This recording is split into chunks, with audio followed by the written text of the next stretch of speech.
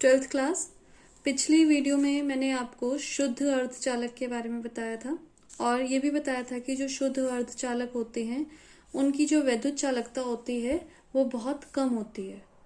But अगर हम शुद्ध अर्धचालक में किसी ऐसे पदार्थ की बहुत थोड़ी सी मात्रा मिला दें जिसकी संयोजकता 5 हो या 3 हो, जो अर्धचालक होते हैं वैसे उनकी जो संयोजकता होती है वो 4 होती है, वो टेट्रावेलेंट होते हैं। पर अगर हम किसी अर्धचालक में किसी ऐसे पदार्थ को मिला दें जिसकी संयोजकता या तो 5 हो या 3 हो, तो क्या होगा, जो क्रिस्टल होंगे, चाहे वो जर्मेनियम के क्रिस्टल हो चाहे सिलिकॉन के क्रिस्टल हो, उनकी जो चालकता होती है वो काफी बढ़ जाती है। और इस प्रोसेस को कि हमने कोई 5 या 3 संयोजकता वाला अपद्रव्य या कोई ऐसा पदार्थ हमने सिलिकॉन या जर्मेनियम के क्रिस्टल में मिला दिया, इस प्रोसेस को बोला जाता है डोपिंग। जैसे 10 की घात 8 जो जर्मेनियम के परमाणु हैं उसमें अगर हम एक अपद्रव्य, एक इम्प्योरिटी मिक्स कर दें तो जर्मेनियम की जो चालकता होती है वो 16 गुना तक बढ़ जाती है। इतना ज्यादा इफेक्ट पड़ता है। तो इस तरीके के जो अशुद्ध अर्धचालक होते हैं उनको कहा जाता है एक्सट्रिंसिक सेमीकंडक्टर। अशुद्ध अर्धचालक भी बोला जाता है, इनको अपद्रव्य या अपमिश्रित अर्धचालक भी बोला जाता है, या फिर बाह्य अर्धचालक भी बोला जाता है। तो अब आपको समझ आ गया होगा कि इनको ऐसा क्यों नाम दिया गया, क्योंकि इसमें किसी तरीके की इम्प्योरिटी मिला दी जाती है ताकि इनकी अर्धचालकता जो है वो बढ़ जाए। और इम्प्योरिटी की जो क्वांटिटी है वो घटाकर या बढ़ाकर हम अपने अकॉर्डिंग चालकता उससे गेन कर सकते हैं कि हमें कितनी चालकता चाहिए। अब ये जो एक्सट्रिंसिक सेमीकंडक्टर होते हैं ये 2 तरह के होते हैं। एक होते हैं एन टाइप और एक होते हैं ये पी टाइप। एन टाइप का मैं ये डायग्राम एक बनाया हुआ है, तो पहले इसकी थोड़ी सी थ्योरी बता दूं कि एन टाइप जो अर्धचालक होते हैं इसमें क्या होता है, जब किसी जर्मेनियम या सिलिकॉन के क्रिस्टल में हम 5 संयोजकता वाला, 5 संयोजकता मतलब पेंटावेलेंट, आप यहाँ देख रहे हैं कि ये साइडों में तो 4 हैं, ये जर्मेनियम या सिलिकॉन के क्रिस्टल हैं, और ये है 5 संयोजकता वाला परमाणु, जैसे कि आर्सेनिक होता है, एंटीमनी होता है, फास्फोरस होता है। तो किसी ऐसे पदार्थ को हम अगर जर्मेनियम में मिला दें जिसकी संयोजकता 5 होती है, तो वो क्या करता है कि जर्मेनियम के एक परमाणु को हटाकर उसका स्थान ले लेता है। अब जो 5 संयोजकता वाला 5 पेट्रावेलेंट जो परमाणु है तो उसकी संयोजकता 5 है। इट मीन्स उसकी बाहरी कक्षा में 5 इलेक्ट्रॉन्स हैं, और जर्मेनियम की बाहरी कक्षा में कितने इलेक्ट्रॉन्स थे, 4 इलेक्ट्रॉन।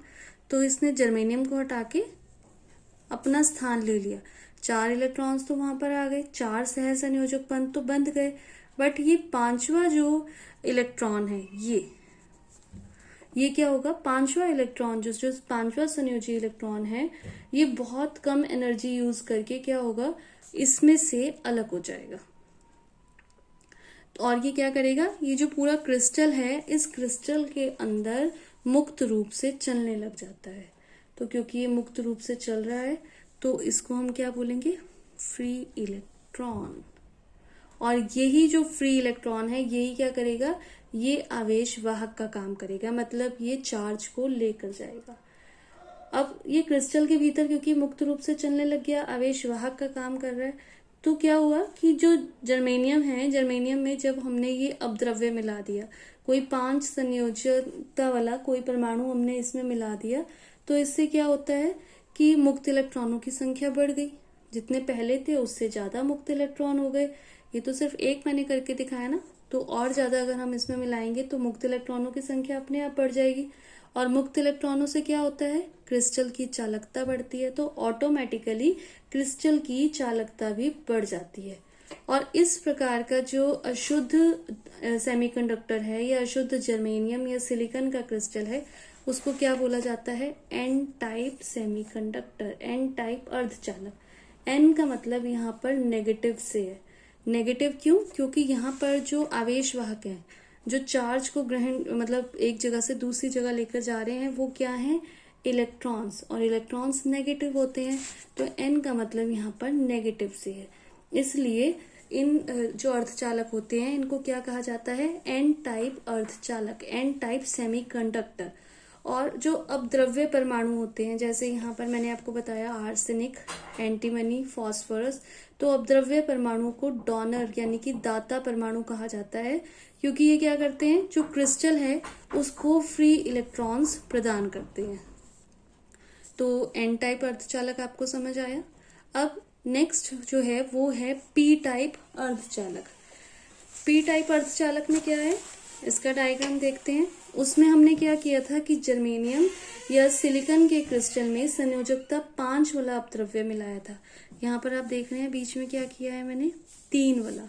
तो यदि जर्मेनियम या सिलिकॉन के क्रिस्टल में संयोजकता 3 वाला अपद्रव्य या इम्प्योरिटी, जैसे कि 3 वाला होता है एल्यूमिनियम, बोरॉन, गैलियम, इंडियम, इनमें से किसी भी एक अपद्रव्य को अगर हम मिक्स कर दें, तो ये जैसे उसमें था एन टाइप में, वैसे यहाँ पर भी ये क्या करेंगे, जर्मेनियम परमाणु का स्थान ले लेंगे।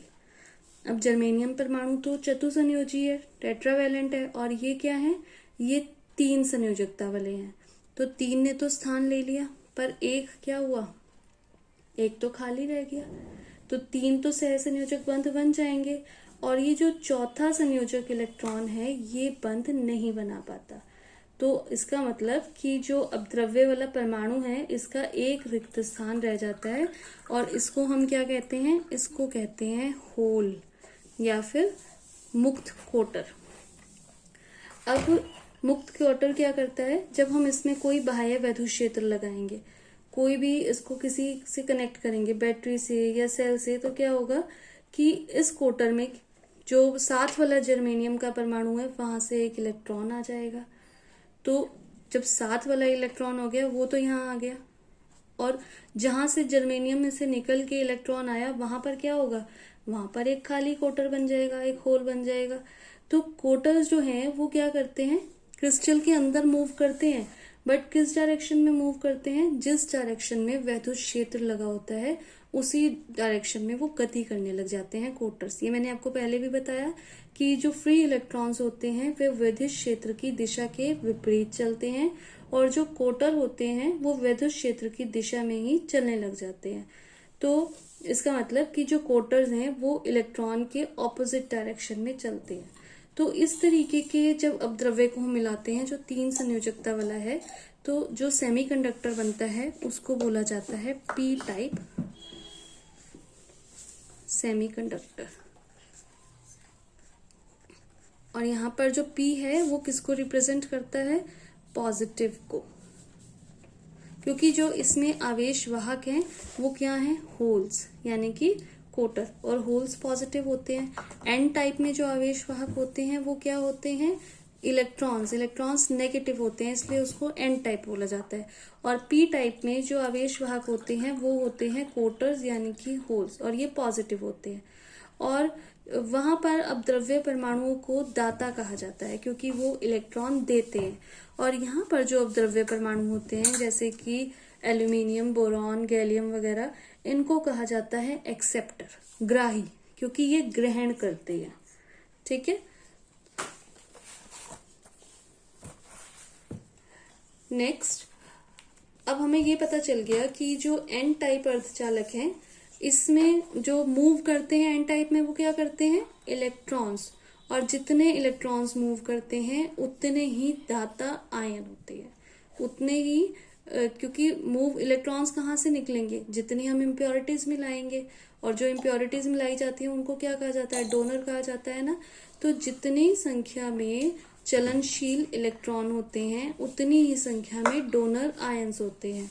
तो जो क्रिस्टल होता है वो कैसा रहता है, उदासीन ही रहता है, न्यूट्रल ही रहता है। इसी तरीके से जो पी टाइप अर्धचालक है उसमें जो मूव करते हैं वो क्या करते हैं, होल्स मूव करते हैं, और जितनी संख्या में होल्स मूव करते हैं उतनी ही संख्या में ऋणात्मक ग्राही आयन, एक्सेप्टर आयंस होते हैं। वहां पर डोनर आयंस होते हैं, यहाँ पर उतनी ही संख्या में एक्सेप्टर आयंस होते हैं।